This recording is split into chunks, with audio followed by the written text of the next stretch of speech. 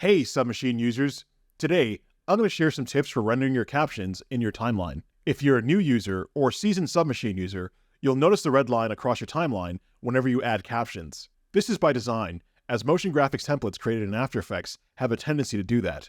AE-generated MOGRTs are compressed AE project files after all, and the more you add to your timeline, the more red bars you'll see there.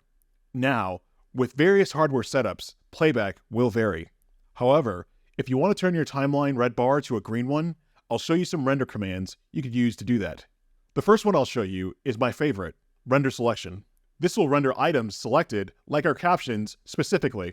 I can select one of my captions, right-click, select label group. Since all of my captions have the same label color, Premiere will select them all. I can go to Sequence, Render Selection, or hit my custom keybind. Premiere will render these captions and the underlying items below, creating a video preview based on your sequence settings. The time it takes to render will depend on your hardware specs, the speed of your video preview's locations, the complexity of your MOGRT, and the length of your generated captions. Once it's done rendering, your timeline will turn from a red bar to a green bar to indicate that video previews have been generated and playback should be smooth. Be advised that your timeline can turn red again if you make a change to any of your captions. Now, if you don't want to render all your captions at once, you can set an in and out point and choose to render in to out.